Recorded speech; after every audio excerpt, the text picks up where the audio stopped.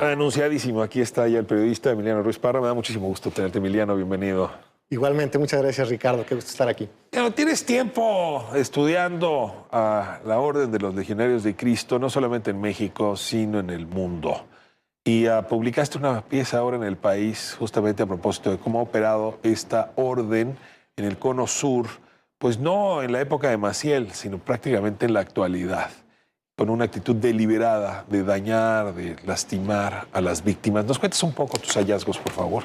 Sí, con mucho gusto. Estuve en Chile en abril de este año porque efectivamente está pasando algo inédito para esa congregación, y es que por primera vez en 80 años, porque los primeros abusos de los que tuvo noticia la Iglesia Católica fueron en 1944, por primera vez en 80 años hay una investigación de la justicia civil en un país sobre no solamente abusos individuales de sacerdotes legionarios, sino es una investigación a la congregación en sí por presunto encubrimiento y obstrucción. Esto me parece que era muy digno de contarse, porque en ninguno de los países grandes en los que ha estado la congregación o donde ha tenido mucha influencia, pensemos en México, Estados Unidos, España, Italia, Irlanda, la justicia nunca había podido construir bien un caso o no le había interesado construirlo.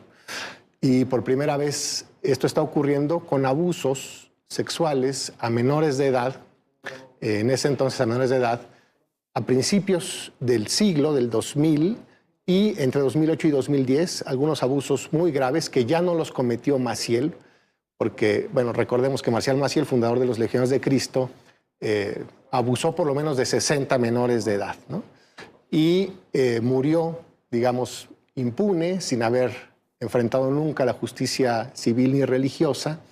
Y desde entonces la narrativa, el discurso de la Legión de Cristo ha sido que era un lobo solitario, digamos. Manzana podrida. Una manzana podrida, pero que los frutos de ese tronco podrido eran frutos sanos.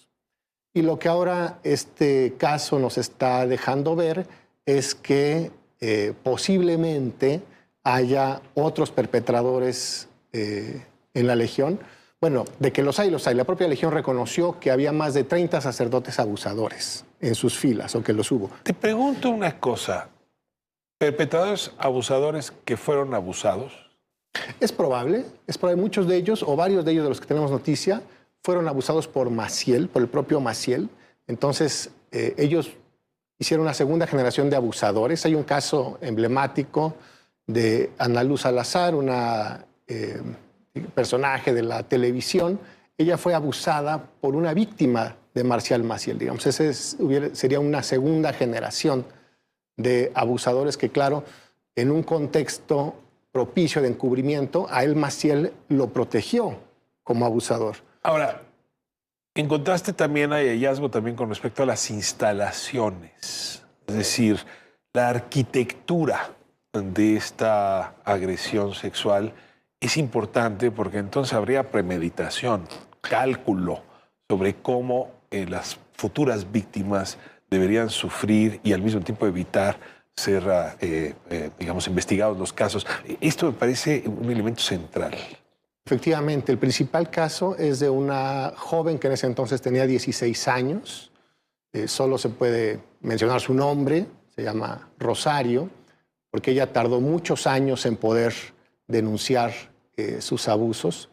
De los 7 presuntos abusadores que ella denuncia, 4 son mexicanos, esto es importante. Y efectivamente ella la engancha la rama femenina de la congregación, el llamado Regnum Christi, y ella va a residir a una casa, la Casa de las Consagradas, que está diseñada para que el dormitorio esté absolutamente alejado de la sacristía, que es donde ella denuncia que ocurrieron la mayoría de los abusos, de manera que no ¿Dentro de la sacristía? Dentro de la sacristía y en algunos cuartos aledaños, el cuarto de las escobas, de manera que no se pueda oír ni ver lo que ocurra en un lugar. Ella tenía la tarea de ser sacristana, la función de sacristana, lo cual no era común para una persona de su edad, es decir, ella tenía que limpiar los objetos litúrgicos para la misa del otro día. Eso hacía que ella se quedara, digamos, media hora más tarde, después de que todas se iban a dormir, ¿no? Y ahí es en donde ella denuncia que se dan estos abusos. ¿Por abusadores masculinos o femeninos?